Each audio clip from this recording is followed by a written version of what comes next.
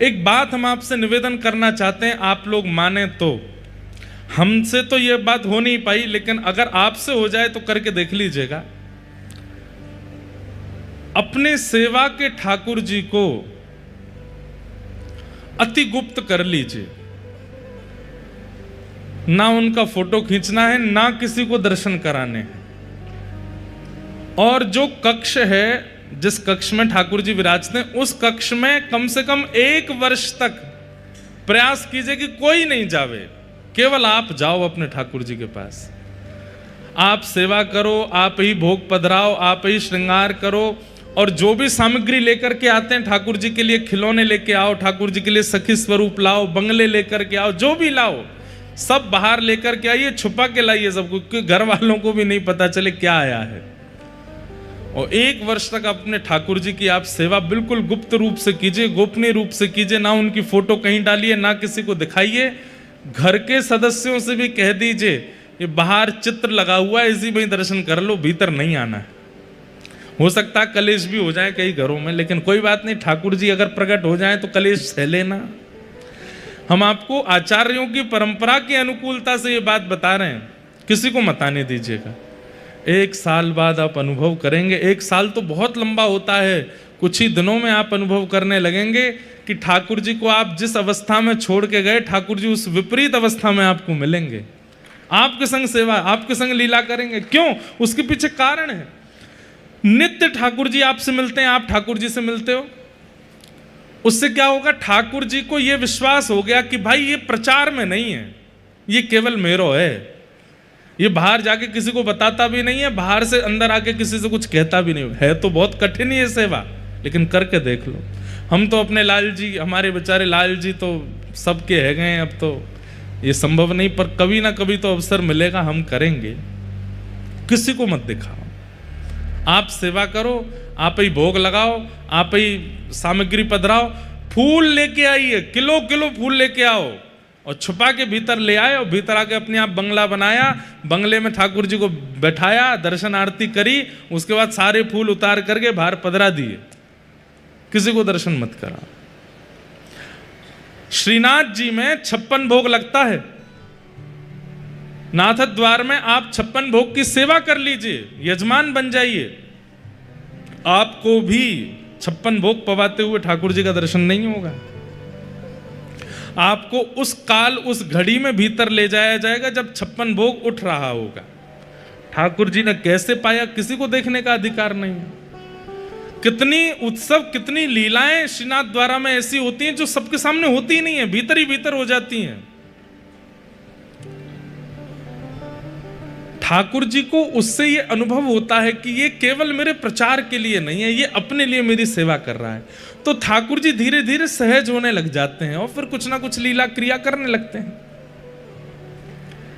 विश्व वसु सवर नील माधव भगवान की ऐसी ही सेवा करते हैं, किसी को नहीं पता। अपनी बेटी ललिता तक को दर्शन नहीं कराए हैं, लेकिन विद्यापति जी ललिता से कहने लगे, बोले मुझे भी तुम्हारे पिताजी के साथ उनके ठाकुर जी के दर्शन करने। ललिता बोली, बोलना मत इस बात को, मेरी इतनी आयु हो गई, मेरी मां के विवाह को इतने वर्ष हो गए, आज तक मां ने दर्शन नहीं किए, आज तक मैंने दर्शन नहीं किए, हमारे परिवार के बड़े बुजुर्गों ने दर्शन नहीं किए, वो किसी को नहीं लेके जाते साथ में।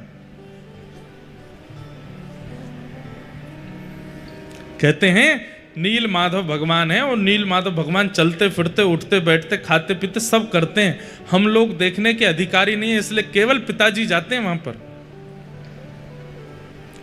आप लोग बहुत सावधानी से सुनिए, बड़ी गूढ़ और बड़ी आनंदमयी कथा है।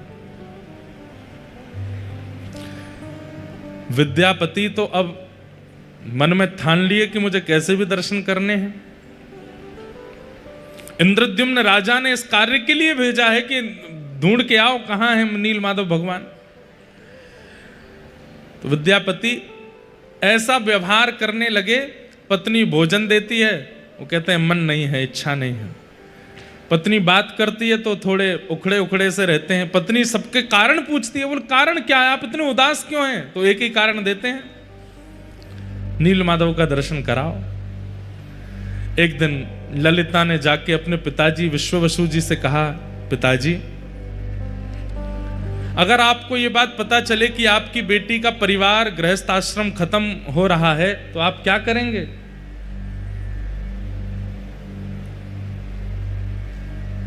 तो आप बोले कि पुत्री के गृहस्थ आश्रम को व्यवस्थित करने के लिए जो करना पड़े करेंगे। तो बोले मेरा गृहस्थ आश्रम अगर नील माधव भगवान के दर्शन करा करके संभलता हो तो आप क्या करोगे? मना कर दिया। बोले बिल्कुल नहीं, नील माधव भगवान के दर्शन नहीं होंगे, केवल नाम स्मरण कर लो, केवल चिंतन कर लो, दर्शन नहीं कराऊंगा मैं। चरणों में गिर गए ललिता। बोले मुझे दर्शन नहीं करने हैं, हम तो बचपन से सुनते आए कि हम उनके दर्शन नहीं कर सकते, पर मेरे जो पतिदेव हैं ये हमारे परिवार के सदस्य भी बने, इनको कैसे समझाएं हम? ये मुझसे बात नहीं करते, भोजन नहीं पाते, कुछ भी नहीं करते, आप कृपा कीजिए ना पिताजी, इनको दर्शन करा दीजिए। अनेक दिनों तक तो विश्ववसु मना करते रहे, लेकिन एक दिन पुत्री पर बहुत दया आ गई और नील माधव भगवान को कृपा करनी है, इसलिए उनके मन में भावना आ गई। बोले चलो ठीक है तो दर्शन कराते हैं, लेकिन आंख पे पट्टी बांध के ले जाऊंगा ताकि रास्ता ना देख ले, नहीं तो रोज रोज पहुंच जाएंगे। विद्यापति बोले आप तो बस दर्शन करा दो। वो ठहरे विद्यापति, उनका नाम ही विद्यापति है। कहीं कहते हैं धान, कहीं कहते हैं सरसों की पोटली अपने कमर पर बांध ली और उसमें छेद कर दिया, और सुबह जब निकले हैं विश्ववसु ने आंखों पर पट्टी बांध दी है, लेकर के जा रहे हैं नील माधव भगवान का दर्शन कराने के लिए। सरसों गिरती जा रही है, आप जैसे ही ऊपर पहुंचे जाकर के पट्टी खोली महाराज, आहा नील माधव भगवान का दिव्य स्वरूप दर्शन करके आनंदित हो गए। बोले चलो हो गए दर्शन, अब वापस चलो। वापस लौट करके पुनः पट्टी बांध करके लेकर के आए। कुछ दिन प्रतीक्षा करते रहे विद्यापति, बोले अभी पौधे उग जाएंगे उसके बाद तो रास्ता तो मिल ही जाएगा। लेकिन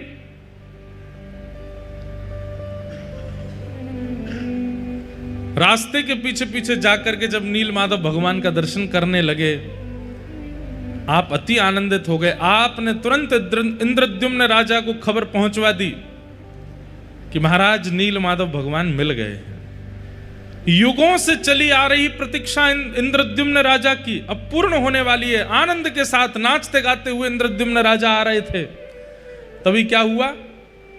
कहीं कहते हैं नील माधव भगवान अंतर्ध्यान हो गए, कहीं कहते हैं देवता उनको लेकर के चले गए, क्योंकि वो जो रास्ता बनाया था सरसों डाल करके वो देवताओं को भी तो पता चल गया था।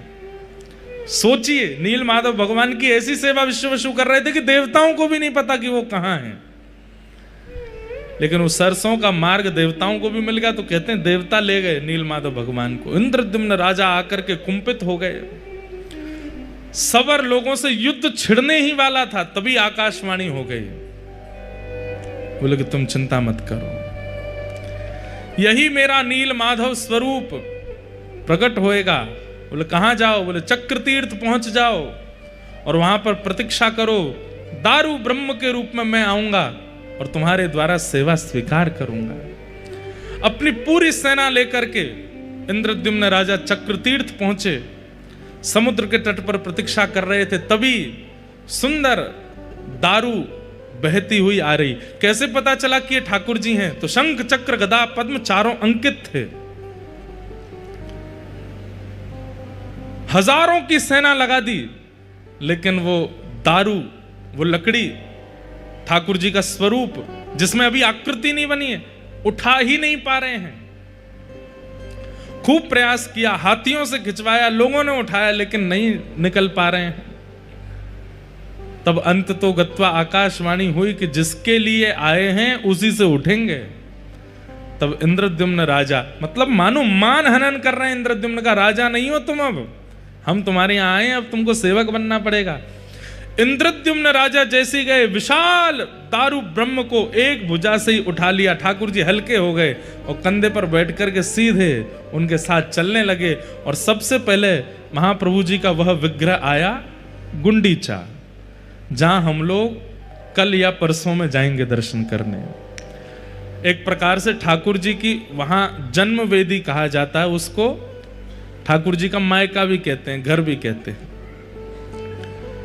ठाकुर जी ने वहां आज्ञा कर दी कि हमारा स्वरूप निर्माण कराओ। अनेकों रूप बनाने वाले आए, अनेकों शिल्पकार आए, लेकिन कहते हैं छेना हथौड़ी उठाते हैं और जैसे ही करने लगते हैं तो जैसे किसी लोहे पर प्रहार करने पर खन आवाज और चिंगारियां निकलती हैं, ऐसे निकलने लगी। कोई ठाकुर जी का निर्माण नहीं कर पाया। तभी वहां एक विशेष परिवार के सदस्य, जिनका परिवार आज तक ठाकुर जी का स्वरूप निर्माण करता है, वे आए। उन्होंने आकर के ठाकुर जी का स्वरूप बनाया, लेकिन उन्होंने नियम रख दिया कि मैं एकांत में बनाऊंगा।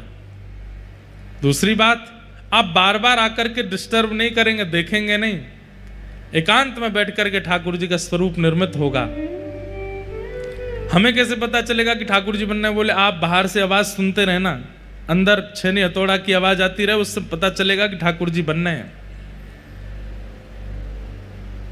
25 दिन 24 दिन की लगभग उन्होंने आज्ञा की, इतने दिन में ठाकुर जी बनेंगे। लेकिन 14 दिनों में ही आवाज आनी बंद हो गई।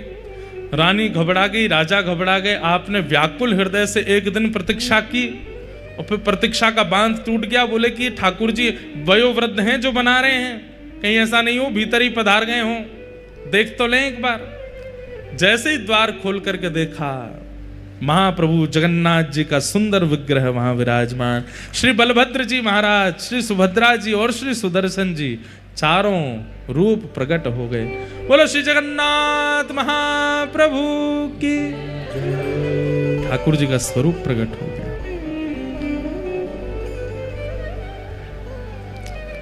लेकिन इंद्रद्युम्न राजा घबरा गए। हाय राम, ये मैंने क्या किया? अभी पूर्ण तिथि पूरी हुई नहीं, उससे पहले ठाकुर जी का मंदिर खोल दिया तो अधूरे ठाकुर जी रह गए।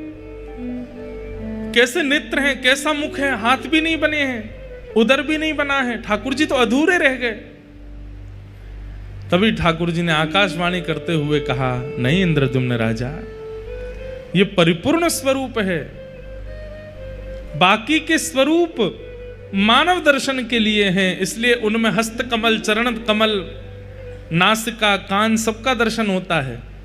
परंतु ये तो श्री राधा भाव, विरही भाव विगलित स्वरूप है। ब्रजवासियों के विरह में द्वारिका में मेरा श्री अंग पिघल गया था। वही स्वरूप मैंने नारद जी को आज्ञा करके कहा था कि मैं कलयुग में प्रदान करूंगा सब जनमानस को दर्शन कराने के लिए। वही ब्रजवासियों के विरह में मेरा प्रेम विगलित स्वरूप ही यहां जगन्नाथ बन करके आया है। इसलिए तुम इनको अधूरा मत समझो, ये मेरा परिपूर्ण श्री राधा भाव परिपूर्ण स्वरूप है मेरा, इन्हें स्वीकार कर। आहा, अब सतयुग में बना हुआ मंदिर, उसमें ठाकुर जी को विराजमान करना था।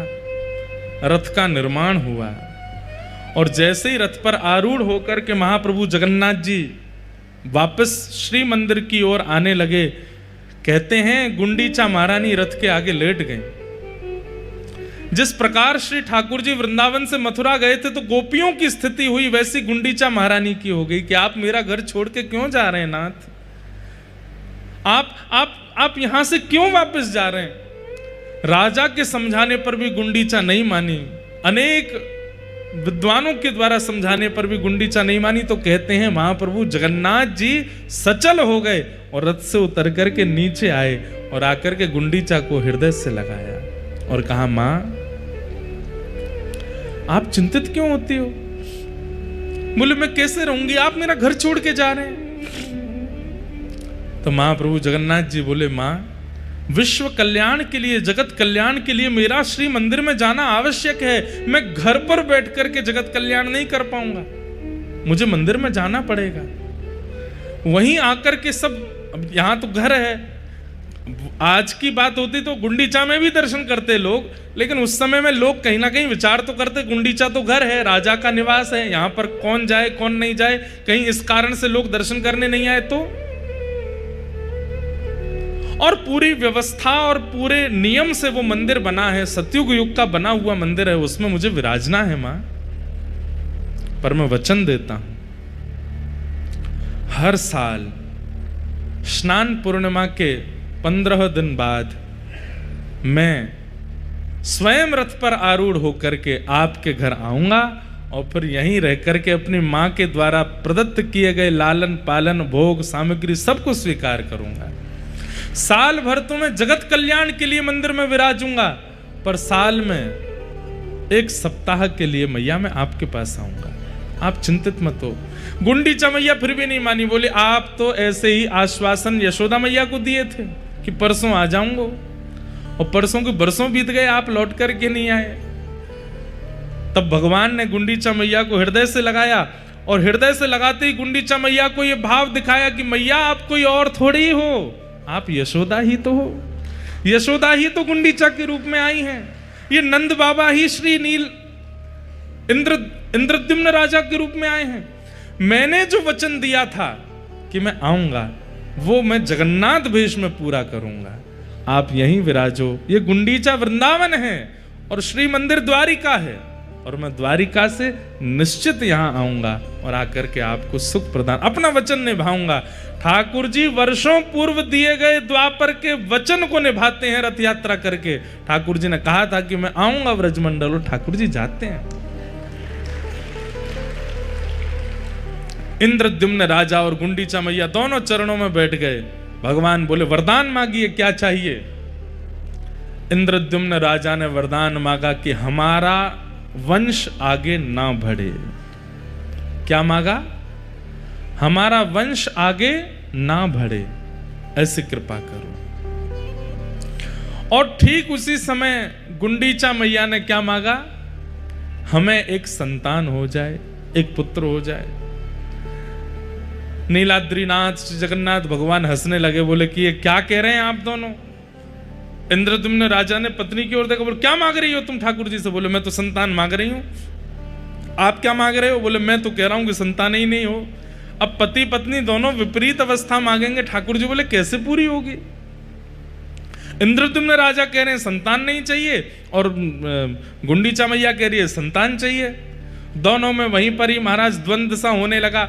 संतान चाहिए, वो बोले संतान नहीं चाहिए, संतान चाहिए, संतान नहीं चाहिए। ठाकुर जी बोले बस बस बस रुको, हम तुम्हारा समाधान करते हैं। इंद्रद्युम्न राजा को संतान नहीं चाहिए, आपकी पत्नी गुंडीचा को संतान चाहिए। अब ये तो एक ही क्रिया से पूर्ण हो सकता है। बोले क्या? मैं ही आपकी संतान बन जाता हूं। आज के बाद आप पूरे विश्व में कह दीजिएगा कि कितने बालक हैं? बोले 3 बालक हैं, 2 लाला 1 लाली। लाला कौन है? बोले बलभद्र और श्री जगन्नाथ हमारे लाला हैं, और श्री सुभद्रा जी हमारी लाली हैं। बंधुओं, आज भी महाप्रभु जगन्नाथ संभवतः आगामी चतुर्दशी को, कब है चतुर्दशी? आज है कि कल है? कल है संभवतः चतुर्दशी को।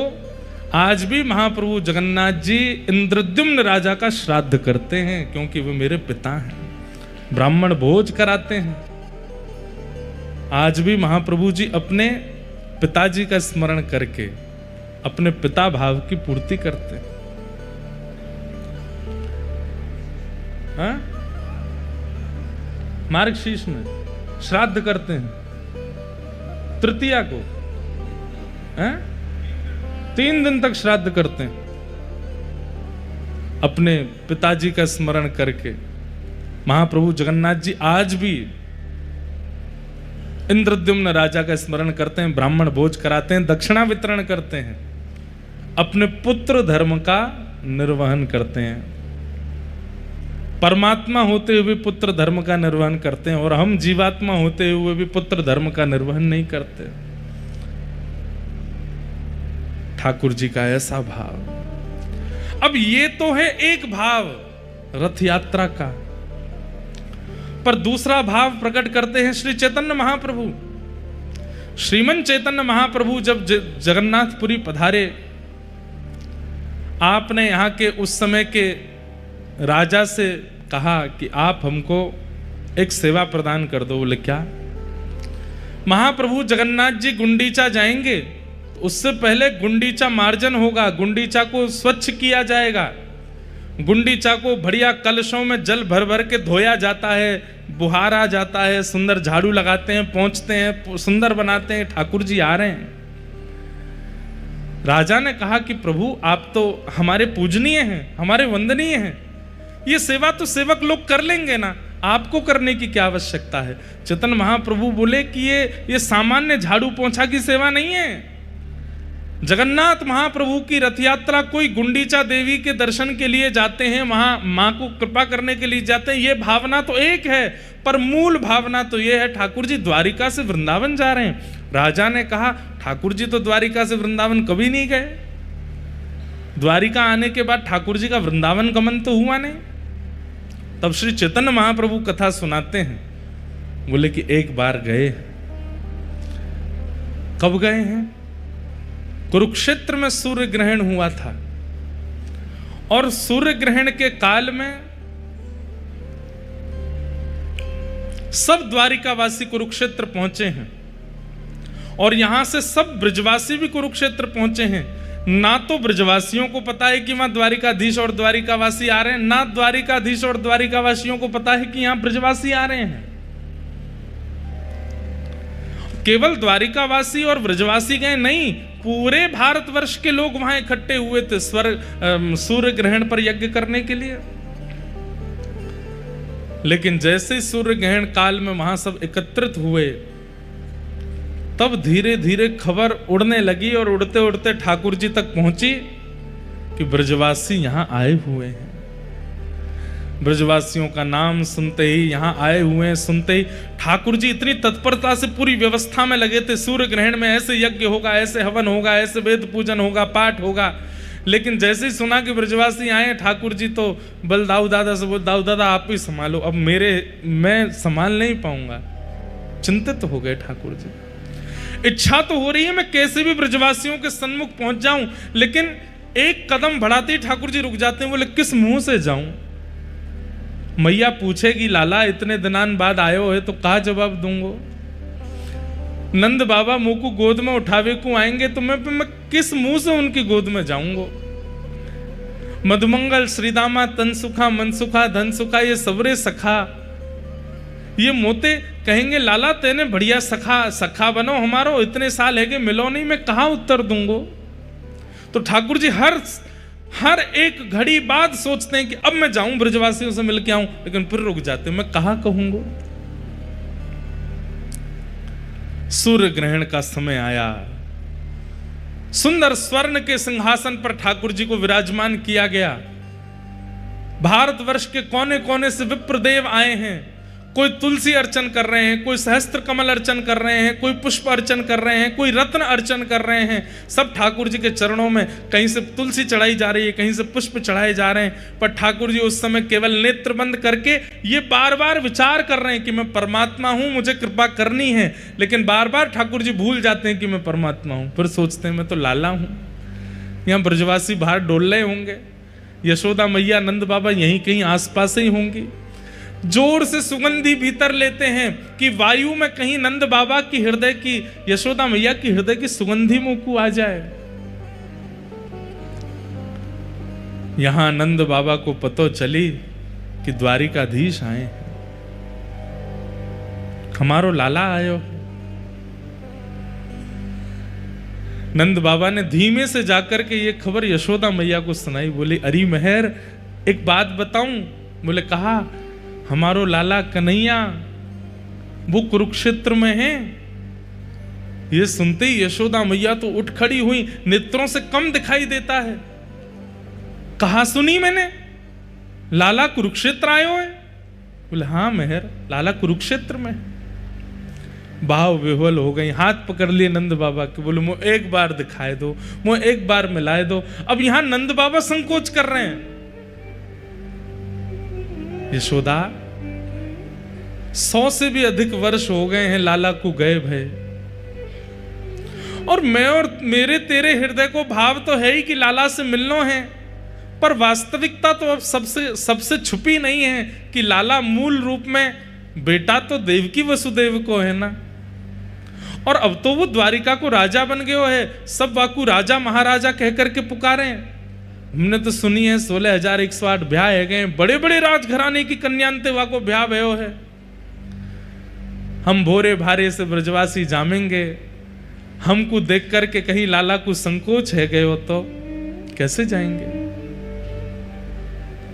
यशोदा मैया बोली, यही संकोच को चिंतन करते करते जीवन निकल जाएगा। अरे मेरी एक इच्छा पूरी कर दो बस, अब पता ना कब प्राण चले जाएं। एक बार लाला को, एक बार मेरे कन्हैया को मुंह को दिखाए दो। मैं देखना चाहूं लाला के नैन नक्श अबहु वैसे ही हैं, हाथ पांव वैसे ही हैं कि कछु परिवर्तन आ गयो है। एक बार तो दिखाए दो। और श्री नंद यशोदा अति वृद्ध हैं, दोनों धीमे धीमे हाथ पकड़ करके जा रहे हैं, पूछते जा रहे हैं, भैया ये द्वारिका वासी इनको शिविर कहां है। ये कथा श्री चैतन्य महाप्रभु सुना रहे हैं यहां के राजा को, और बता रहे हैं कि मूल रूप से रथ यात्रा क्यों होती है।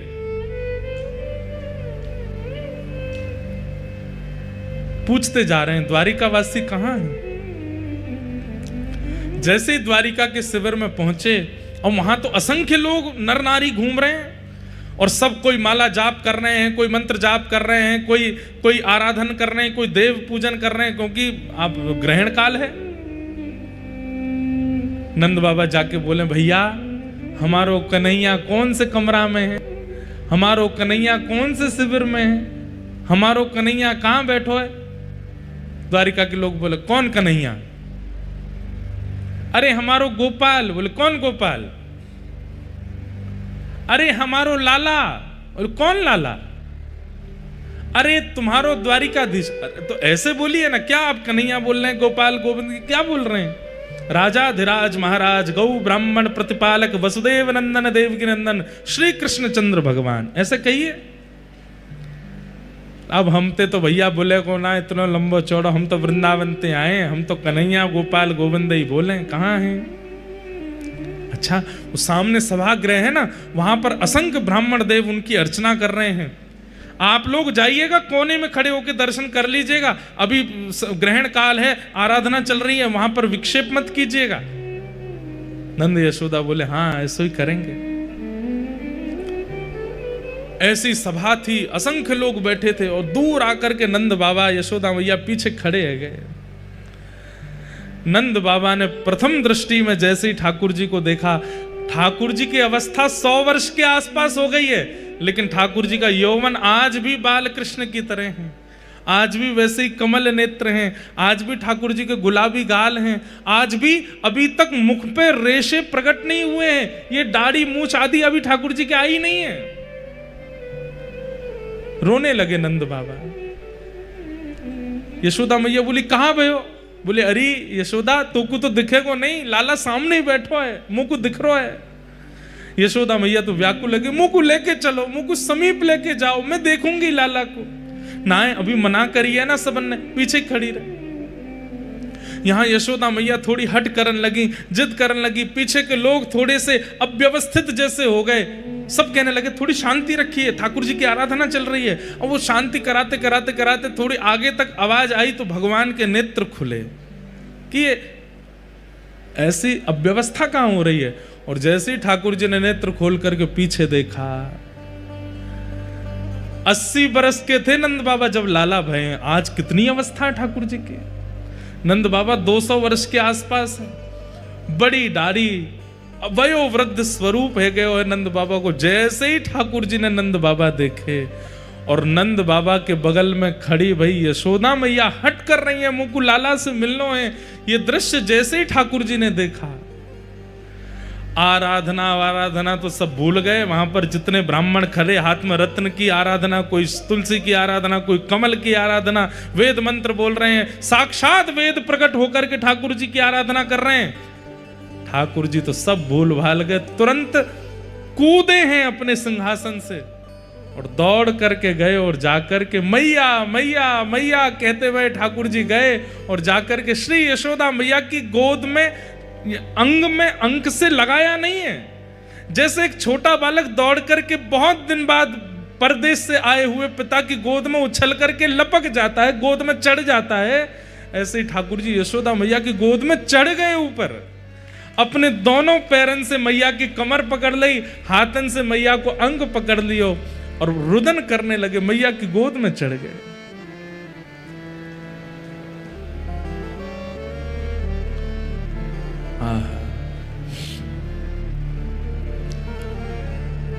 यशोदा मैया रुदन कर रही हैं। इतनी अवस्था ठाकुर जी की हो गई, 16,108 ब्याह हो गए, प्रत्येक पत्नी से संतान भी हो चुकी हैं और संतानों के भी ब्याह हो चुके हैं। उस अवस्था में ठाकुर जी यशोदा मैया की गोद में चढ़ गए और मैया की गोद में जाते बहुत देर तक तो रुदन करते रहे और थोड़ी देर बाद मैया के वक्ष पर अपना हाथ फेरन लगे और बोले, मैया मुझे बहुत दिनों से भूख लग रही है, मैं अभी तक तृप्त ना भय हूं, मैया मुझको अपना दूध पिवा, अभी पिवा। अब द्वारिकाधीश नहीं है, अब वृंदावन चंद है। छोटे से लाला को जैसे गोद में मैया लेती है, ऐसे ही ठाकुर जी को लेकर के बीच आंगन में बैठ गई। चारों तरफ द्वारिकावासी देख रहे हैं, नंद बाबा खड़े हैं बगल में और श्री यशोदा मैया लाला को अपने पयोधर का पान करा रही हैं। 200 वर्ष की वयोवृद्धा यशोदा मैया ने जैसे ही अपना पयोधर ठाकुर जी के मुख में दिया, अपने आप दुग्ध प्रकट होने लगा और ठाकुर जी दूध पान कर रहे हैं। रुक्मणी जी घुटनों पर बैठे बैठे रुदन कर रही हैं। सत्यभामा, जामवती, जितनी सब भगवान की पटरानियां हैं, इस दृश्य को देखकर के कोई आश्चर्यचकित हो रही है, ये क्या देख रहे हैं हम। सबके कान में खबर पड़ी कि यशोदा मैया है। जैसे ही पता चला यशोदा मैया, सब द्वारिकाधीश, द्वारिका के लोग अपने अपने स्थान पर ही दंडवत प्रणाम करने लगे। यशोदा मैया की जय हो। यही है यशोदा मैया।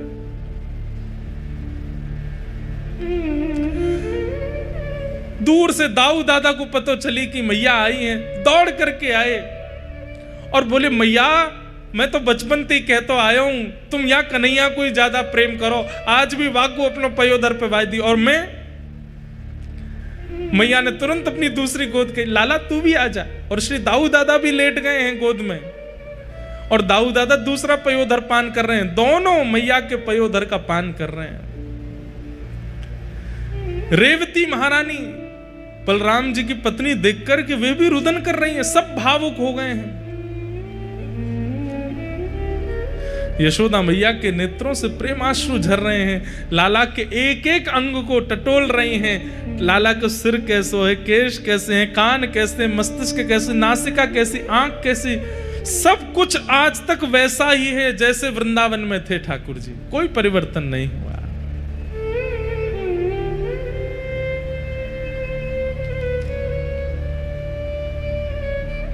देवकी मैया को पता चली कि यशोदा जी आई हैं। जैसे ही देवकी मैया आई, मैया ने आकर के प्रणाम किया। यशोदा मैया बोली, लाला जी कौन है? बोले, मैया जी मैया है, देवकी मैया है। देवकी मैया नाम सुनते ही यशोदा मैया उल्टा प्रणाम करने लगी, चरण पकड़ने लगी। और चरण पकड़ने तो देवकी मैया संभाल रही, मैया जी कहा कर रही हो आप? अरे यशोदा, आज तक तुम्हारी चर्चा ही सुनी है, आज भी लाला, भले ही लाला मेरो है पर पूरी द्वारिका में चर्चा यूं ही होवे, यशोदा नंदन लाला है। आज भी जन्माष्टमी के दिन सब यशोदा के लाल भजो, यशोदा के लाल भजो कहकर के गांव में आज पहली बार मिली हो, आपको हृदय से लगाऊं। यशोदा मैया बोली, मैं आपके हृदय से लगवे योग्य नहीं हूं, आपके चरणन की अधिकारिणी हूं। क्यों? ऐसा क्यों कह रही हो? बोली, या यशोदा के प्राण तो कब के निकल गए होते, या यशोदा के प्राण पखेरु तो कब के वैकुंठ पहुंच गए होते। अगर देवकी ने कन्हैया को जन्म देकर के वृंदावन नहीं पहुंचो होतो तो यशोदा को अस्तित्व नहीं है। तो आपने कृपा करके लाला को जन्म दियो और जय लाला वृंदावन आयो, हमारो जीवन बन के, हमारो सार बन के, हमारो सर्वस्व बन करके आयो, हमें सर्वस्व प्रदान करवे के काज में आपके चरणन को प्रणाम करूं। और हंसी में यशोदा मैया कहने लगी, मैया तो आप ही हो, मैं तो लाला की धाई मां हूं। जैसे मैया की अनुपस्थिति में बालक की सेवा करे, मैं तो वो हूं। ये सुनकर के देवकी मैया रुदन करने लगी। यशोदा जी से बोली, मां ऐसे मत कहो, आप पूरे द्वारिकावासी से पूछ लो, लाला आपसे कितनो स्नेह करे। नंद बाबा की गोद में चढ़ गए ठाकुर जी। ठाकुर जी मानो जैसे बिल्कुल बाल अवस्था में आ गए हों, अब बिल्कुल द्वारिकाधीश जैसी लीला नहीं करने हैं। द्वारिका के लोगों ने कभी ठाकुर जी को ऐसे देखा ही नहीं, कभी यशोदा की गोद में, कभी नंद बाबा की गोद में, और यहां दाऊ दादा जिनसे सब डरते हैं। जगन्नाथपुरी में भी श्री दाऊ दादा से ही डरते हैं सब, महाप्रभु जी से कोई नहीं डरता। वो दाऊ दादा भी आज इतने बालवत अपनी क्रिया कर रहे हैं।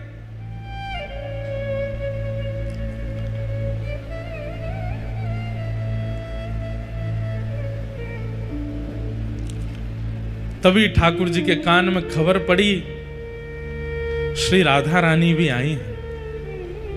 राधा रानी का नाम सुनते ही ठाकुर जी थोड़े गंभीर हो गए, और गंभीर अवस्था में आकर के मैया को तो भीतर बिठाया, सब पत्नियों से मिलवाया, सब क्रिया करी, और अवसर जानकर के ठाकुर जी बोले कि किशोरी जी नहीं आएंगे, मैं ही जाऊंगा।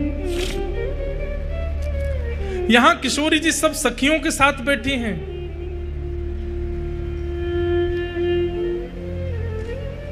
तभी बैठी बैठी किशोरी जी अचानक कहती हैं, ललिता ऐसो क्यों लग रहा है कि द्वार पर श्री कृष्ण आए हैं, तू देख तो। ललिता जी बोली, कृष्ण नहीं आए हैं, हमें अभी अभी पता चली है कि उनकी तो आराधना चल रही है, बड़े बड़े विप्रदेव आकर के उनकी अर्चना कर रहे हैं, वो बड़े व्यस्त हैं, वो कहां से आ जाएंगे यहां पे। किशोरी जी बोली, नहीं ललिता तू एक बार जाकर के देखना, मुझको ऐसा लग रहा है द्वार पर श्री कृष्ण खड़े हैं। विशाखा जी बोली, आपको क्यों ऐसा अनुभव हो रहा है। किशोरी जी बोली, अभी अभी जो ब्यार चली ना वायु की, वह ब्यार में श्री कृष्ण के तन की सुगंधी है, और ये सुगंधी आज 100 वर्ष बाद मेरी नासिका को प्राप्त भई है। मेरा हृदय मयूर नृत्य कर रहा है, मुझको पूर्ण रूपेण विश्वास है, तुम द्वार पे जाके देखो श्री कृष्ण खड़े हैं। ललिता विशाखा जैसे ही गई और जैसे ही द्वार से पर्दा हटा करके देखा, लाल नेत्र हैं ठाकुर जी के, अश्रु बिंद भरे हैं नेत्रों में, और श्याम सुंदर चुपचाप खड़े हैं नीची नजर करके, और खड़े खड़े मानो जैसे कोई कहने में तो थोड़ी अतिशयोक्ति लगती है, लेकिन अत्यंत व्याकुल व्यक्ति या अत्यंत आत्मग्लानि से भरा हुआ व्यक्ति होता है, जिसे बस ये लगता है मैं मुख कैसे दिखाऊं। ऐसे ठाकुर जी दोनों हाथ समेटे नीची नजर खड़े वहां खड़े हैं। देख करके तुरंत समस्त अष्ट सखियां आदि सब गोपियों ने सब तुरंत दंडवत प्रणाम किया। आज 100 वर्ष की प्रतीक्षा के बाद ठाकुर जी दिखे।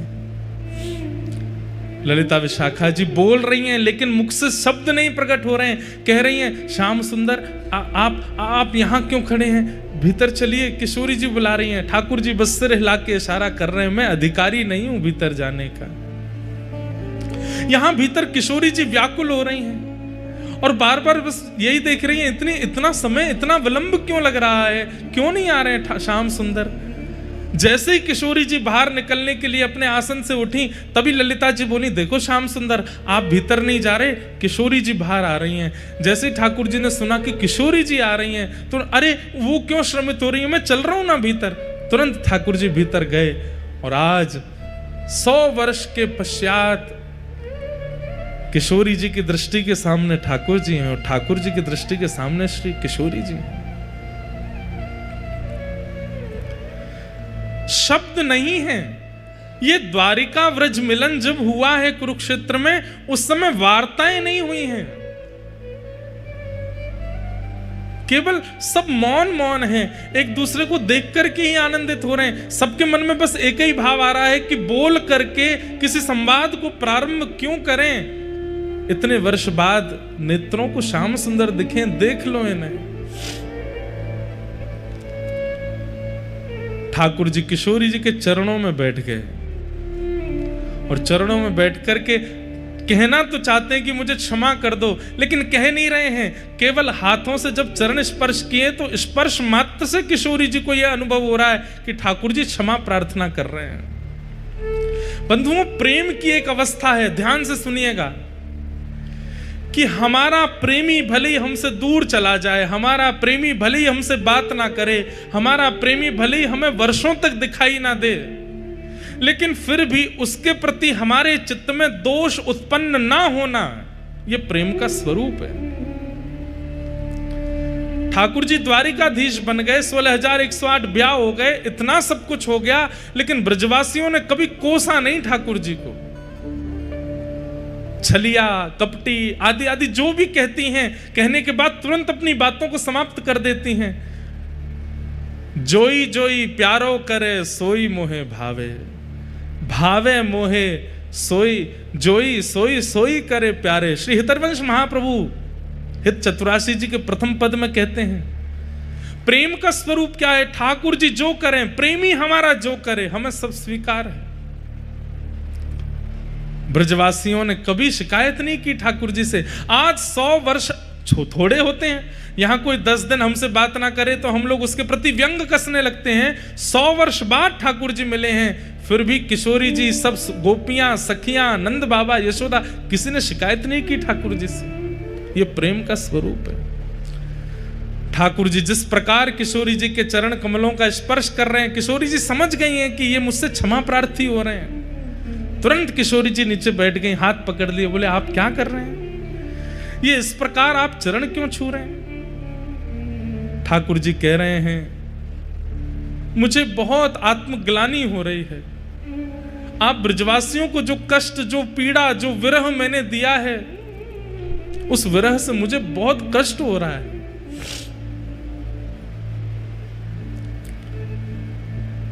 किशोरी जी ने हस्त कमल पकड़े, बोले नहीं, आपने हमें कोई विरह नहीं दिया। आप ही तो कहते हैं कि विरह में प्रकट किए गए अश्रुबिंद वो चित्त का मार्जन करते हैं, चित्त की शुद्धि होती है। अरे किसी के 1 दिन की शुद्धि, किसी के 10 दिन की शुद्धि। हम ब्रजवासी कितने सौभाग्यशाली हैं, हमारे तो 100 वर्ष की शुद्धि कर दी है आपने। और ये 100 वर्ष की शुद्धि हमारी नहीं है श्याम सुंदर, हमारे आने वाली पीढ़ी व्रज में जितने भी लोग जन्म लेंगे युगों युगों तक, चाहे वो कोई क्रम करें, नियम करें, अनुष्ठान करें, चाहे ना करें, वो फिर भी शुद्ध ही रहेंगे, क्योंकि उनके बट का भी रुदन हम ब्रजवासियों ने कर लिया है। वे परम पवित्र रहने वाले हैं। इसलिए ब्रजवासी सर्व पूज्य है। बड़े बड़े मठाधीश भी प्रणाम करते हैं ब्रजवासियों को। क्यों? ब्रजवासियों के बटके अश्रुबिंद ब्रजवासियों ने उस समय में बहा दिए, पवित्र हो गया है सबका चित्त।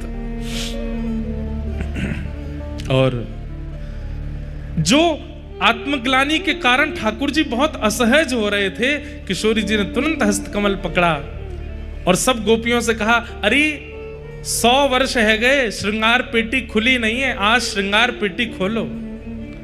और 100 वर्ष बाद आज पहली बार श्रृंगार पेटिका खुली है।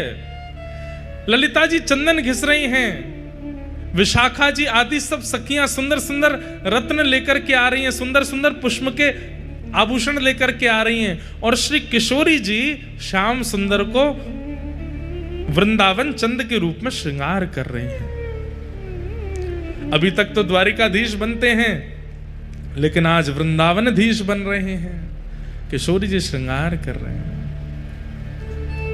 हो तो दासी नित्य तिहारी, हो तो दासी नित्य तिहारी। बहुत सुंदर पद है। और बंधु आपको जान के आश्चर्य होगा, महाप्रभु जगन्नाथ जी आज भी इस पद को सुनते हैं। षोडश गीत श्री हनुमान प्रसाद पोद्दार जी के द्वारा लिखे गए ये 16 पद, जिसमें एक पद ठाकुर जी गाते हैं किशोरी जी के लिए, दूसरा पद किशोरी जी गाती हैं ठाकुर जी के लिए। और द्वारिका वासी भी ठाकुर जी के चरणों में प्रणाम करके निवेदन करने लगे, हे ठाकुर जी, इन ब्रजवासियों का इतना प्रेम, इतना स्नेह है, वचन निभा दीजिए ना। द्वारिका से तो वृंदावन फिर भी दूर है, कुरुक्षेत्र के तो पास ही है। ठाकुर जी ने आज्ञा दी, ठीक है हम ब्रज चलेंगे। और तब सब ब्रजवासियों ने आनंद में भर के महाराज सुंदर सुंदर रथों का निर्माण किया। उसमें सुंदर चक्के लगाए गए, ऊपर से कपड़ा लगाए गए, कोई लोहा का प्रयोग नहीं, केवल लकड़ी से ठाकुर जी का रथ तैयार किया। और एक रथ में श्री ठाकुर जी विराजमान भये, एक रथ में श्री बलभद्र जी विराजमान भये, एक रथ में सुभद्रा जी और सब द्वारिका के लोग विराजमान भये। जैसे हमारे सब पंडा पुजारी लोग रथ में कितने चढ़ जाते हैं, कोई गिनती नहीं उनकी। कई बार तो गिनती करने पर आता है 500 पंडा पुजारी चढ़े हैं एक ही रथ के ऊपर। कभी कभी आप देखेंगे नीचे जो रथ के चक्का है ना, इन चक्काओं के बीच में भी जगह होती, वहां बैठे होते हैं भीतर। ऐसे ही सब ब्रजवासी जन और सब द्वारिका के लोग एक ही रथ में सब लोग चढ़ गए और महाराज प्रेमी जन ब्रजवासी जन खींच खींच करके रथ को श्री कुरुक्षेत्र से व्रजधाम लेकर के जा रहे हैं, वृंदावन लेकर के आ रहे हैं। और श्री ठाकुर जी 100 वर्ष बाद वृंदावन पधारे। यहां किशोरी जी सब सखियों के साथ जब वृंदावन थोड़ी दूरी पर रह गया है, तब किशोरी जी ने आज्ञा ली है, बोले कि अब हम पहले पहुंच जाएं। बोले क्यों, आप आएंगे तो आपकी स्वागत की सब व्यवस्था होगी। तो सब ब्रजवासी जनों ने द्वारिका के लोगों से कहा कि अब थोड़ी दूर व्रज रह गया है, आप ही रथ खींच के लाओ, हम ब्रज में जा रहे हैं, सब व्यवस्था करें। ठाकुर जी ने सबसे कही, बोले कि देखो मेरो जैसो वृंदावन में छोड़ के गयो वैसो ही करियो, कछु अतिशयोक्ति मत करियो। ना बोले लाला वैसो ये वृंदावन ने साफ सफाई तो करेंगे, लाला आ रहा है इतने दिनों बाद। सब ब्रजवासियों ने जाकर के अपने घर सजाए, अपने घरों पर फूल मालाएं सजाई, सुंदर सुंदर दिए जलाए, अपने घर के बाहर सुंदर गोबर के लेप किए और सब ब्रजवासियों ने अपनी अपनी गैया बाहर बांध दी कि लाला देखे, क्योंकि सब ब्रजवासी की गैया चराई है ठाकुर जी ने। ठाकुर जी जब नंद बाबा से मिले तो यही पूछ रहे, मेरी धौरी गैया अब दूध देवे 100 साल बाद। नंद बाबा बोले लाला तू जब ते ब्रजते गयो है, कोई गैया ने भी बालक को जन्म दी दियो और बछड़ा बछिया जितने छोटे हते वो उतने ही है बहू, कोई बड़ो ना भयो, सब रे नेक से, जैसे हमारो लाला छोटो सो वैसे बछड़ा बछिया नेक से हैं। बंधुओं, त्रेता में 14 वर्ष का वियोग दिया था अयोध्या वासियों को, पर ब्रजवासियों को 100 वर्ष का वियोग दिया। और जैसी अयोध्या की हम खबर सुनते हैं, ना किसी ने जन्म लिया, ना किसी के प्राण गए, वही व्रज में स्थिति है। लेकिन व्रज में एक और बात है कि कोई बड़ा छोटा भी नहीं हुआ, सब उतने ही हैं। ठाकुर जी की सब बछड़ा बछिया भी आज उतने ही हैं। असंख्य गाय ठाकुर जी का स्वागत कर रही हैं। ठाकुर जी रथ से उतर करके गायों को प्रणाम करते हैं, एक एक गैया को अपने हृदय से लगाते हैं, ब्रज को प्रणाम करते हैं, वृक्षों को हृदय से लगाते हैं। घर घर जाकर के ठाकुर जी सुंदर माखन मिश्री को भोग लगा रहे हैं। सब द्वारिका के लोग इस लीला का दर्शन कर रहे हैं। अभी तक तो द्वारिका के लोगों ने केवल लीला सुनी थी, आज प्रत्यक्ष दर्शन हो रहा है व्रज का। ठाकुर जी सब द्वारिका के लोगों को बता रहे हैं, यहाँ पे हम यूँ गैया चराते, यहाँ पे हम ये लीला करते, यहाँ पे ये लीला करते। और ये लीलाएं दर्शन करके सब ब्रजवासी अति आनंदित हो गए। सब ब्रजवासी लाला को कंधा पे उठा करके नृत्य करने लगे।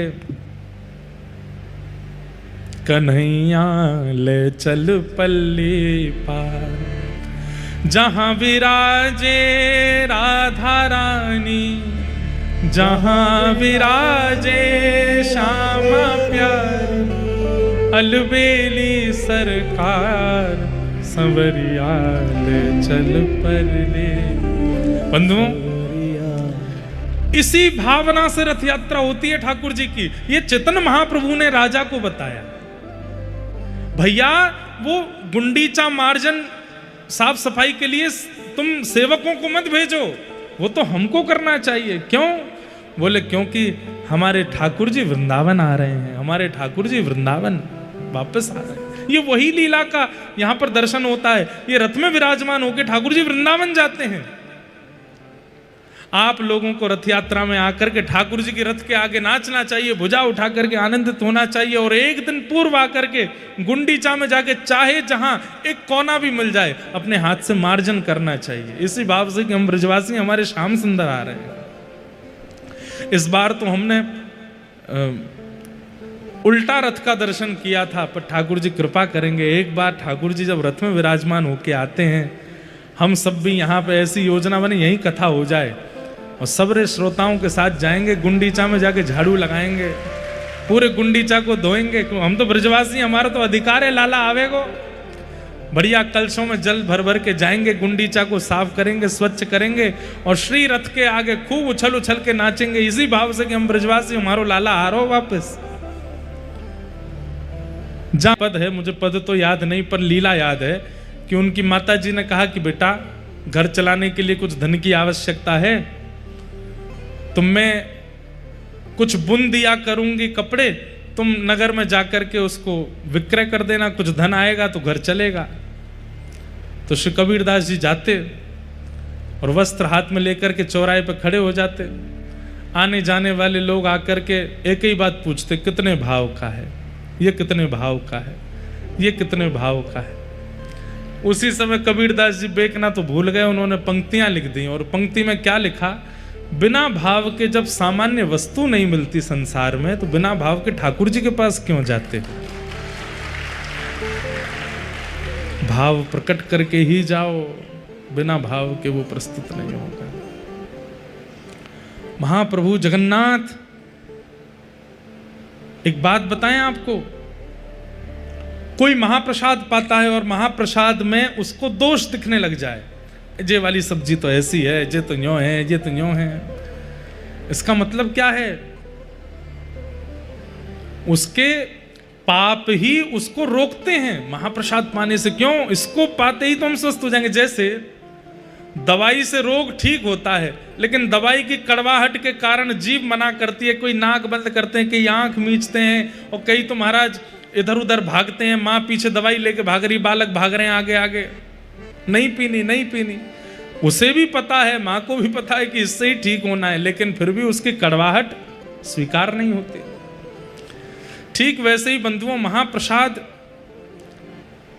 हमें तो लगता है अमृत भी फीका होगा महाप्रसाद के आगे, लेकिन कई लोगों को उनमें भी ये लगने लगता है ऐसी सब्जी है, ऐसा ये है, ऐसा वो है।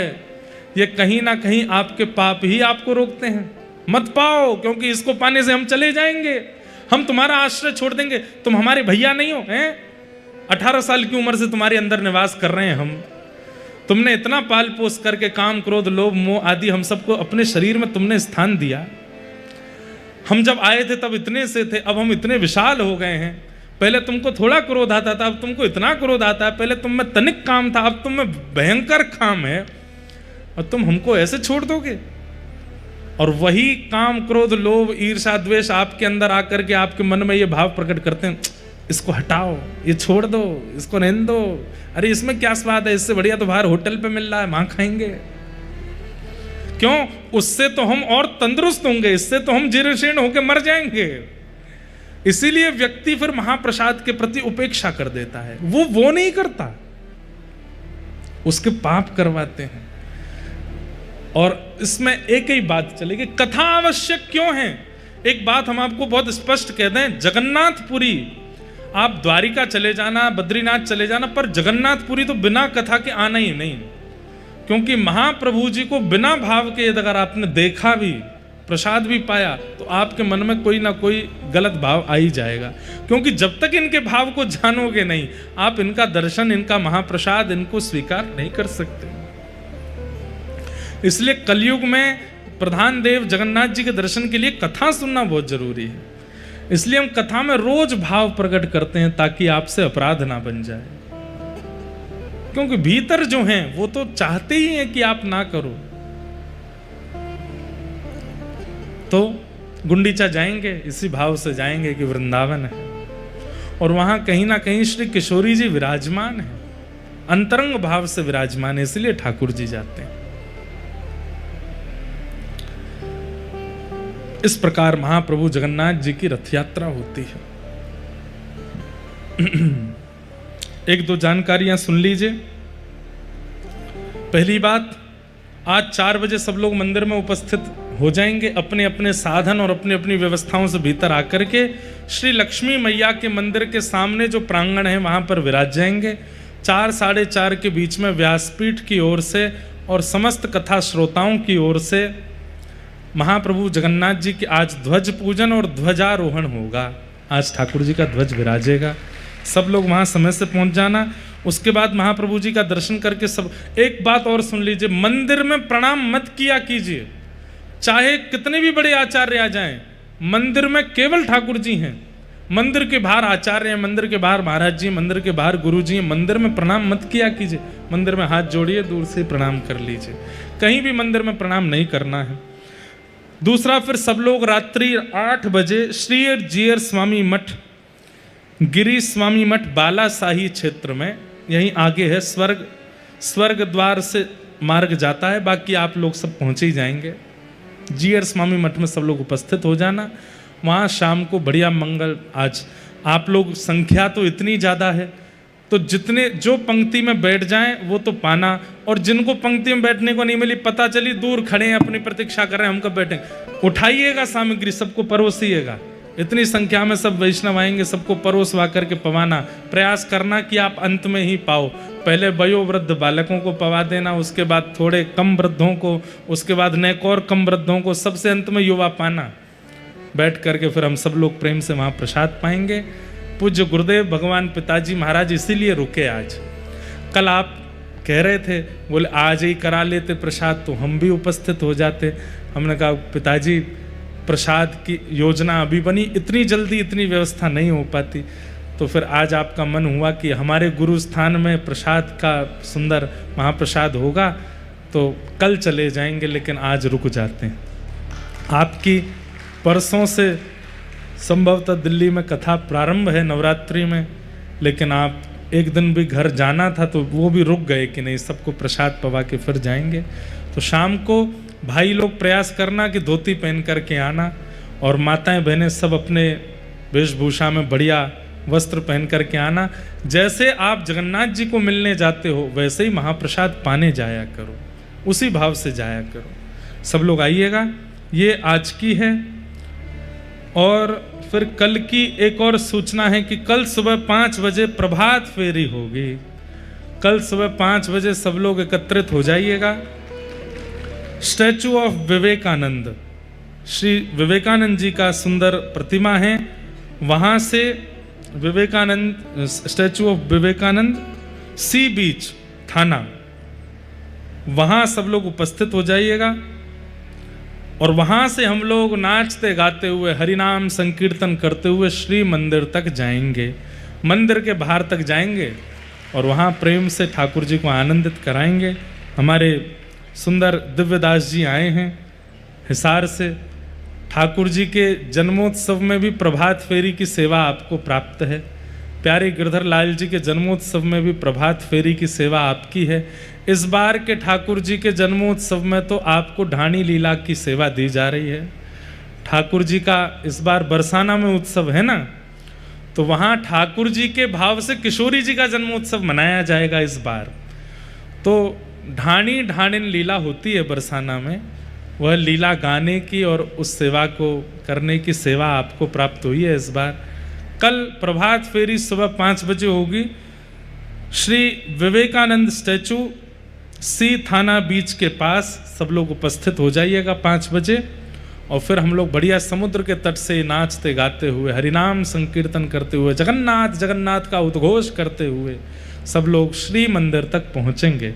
ऐसी कल की योजना है। बाकी कल हमारे यजमान परिवार के हमारे ठाकुर जी का जन्मोत्सव है। जिनके जन्मोत्सव के उपलक्ष्य में ये सुंदर उत्सव मनाया जा रहा है, उन्हीं ठाकुर जी का कल जन्मोत्सव है। और कल कथा में भी नंदोत्सव है। अब यहाँ कथा तो आराम से चल रही है, खूब प्रेम भाव से हम कह रहे हैं। कभी जगन्नाथ जी के रस सुनाने लगते हैं, कभी रथ यात्रा सुनाने लगते हैं, कभी चैतन्य महाप्रभु सुनाने लगते हैं, कभी किसी आचार्य की लीला, कभी कभी कथा। तो यहाँ तो श्री जगन्नाथ रसामृत और भागवत श्रीमद् भागवत कथा मिश्रित चल रही है। तो कल कथा में जन्मोत्सव होगा और आपके ठाकुर का उत्सव भी मनाया जाएगा। जब कभी भी हमको कथा में विशेष उत्सव मनाना होता है तो हम कुछ विशेष लीला करते हैं। कल देखते हैं, कल की कल पे जाएगी कि विशेष लीला कैसी होगी। तो कल कथा में आप सब लोग श्वेत वस्त्र पहन करके आना। आप कहोगे महाराज जी नंदोत्सव में तो कहते हैं पीले पहनो। श्वेत पहन के आना, पीले करने की जिम्मेवारी हमारी है। आप तो श्वेत ही पहन के आना। तो कल ठाकुर जी का मधुर उत्सव मनाया जाएगा। नंद घरानंद भयो जय कन्हैया। कल हमारे जगन्नाथ प्रभु ही लाला बन करके आएंगे। और कल हमारी ऐसी इच्छा है कि कल जो मंच पर बालक आते हैं ना श्रृंगार करके, उनकी जगह कोई छोटे से जगन्नाथ महाप्रभु ही सुंदर लाला बन के आवे। कल तो श्री यशोदा नंदन श्री जगन्नाथ जी बन के आवे, उन्हीं का ही उत्सव मनाया जाएगा, उन्हीं को ही ले करके उछल उछल करके नृत्य करेंगे। तो कल बड़े विशेष विशेष उत्सव हैं। सुबह प्रभात फेरी, दोपहर में नंदोत्सव होगा ठाकुर जी का। आप सब लोग प्रेम और भाव से आइएगा। हमें तो लग रहा है कि पूज्य पिताजी महाराज का बैठे बैठे मन हो रहा है कि कल भी रुके ही जाएं। इतना आनंद, इतना सुख यहाँ पर हम लोग ले रहे हैं। और आप सब लोग देखिए, जगन्नाथपुरी में भीड़ इकट्ठा करना बड़ी बड़ी बात होती थी। हमने यहाँ पहले भी 2 कथाएं की हैं। यहाँ लोग बाग इकट्ठे होते नहीं, लोकल लोग भी सुनने आते नहीं कथा, परंतु महाप्रभु जगन्नाथ जी की ऐसी कृपा है, इतने जगन्नाथपुरी के लोकल लोग कथा में आते हैं, इतनी संख्या में लोग आप सब लोग कथा सुनने आ रहे हैं। जगह नहीं बची है। कल तो हमको यहाँ व्यवस्था करानी पड़ेगी कि महाप्रभु जगन्नाथ जी का जो आगे द्वार बना है उनको कहीं विराजमान करेंगे, ताकि लोग बाग जो खड़े हैं वो बैठ सकें, प्रेम से कल उत्सव मन सके ठाकुर जी का। तो कल बड़े प्रेम और भाव से ठाकुर जी का मंगल उत्सव मनाया जाएगा। ये जानकारी, और कोई जानकारी रह तो ना गई भैया? हम थे सबरी है गई। तो शाम को मंदिर में मिलेंगे, रात्रि में जीयर स्वामी मठ में मिलेंगे, सवेरे थाना पे मिलेंगे। थाना पे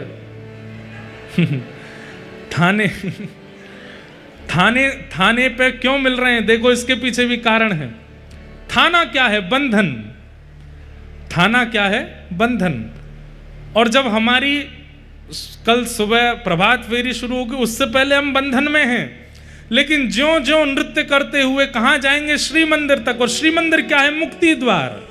थाना यानी बंधन द्वार से जाएंगे मुक्ति द्वार। थाना है मानो जन्म स्थान, और श्री मुक्ति द्वार यानी कि श्री मंदिर है वैकुंठ।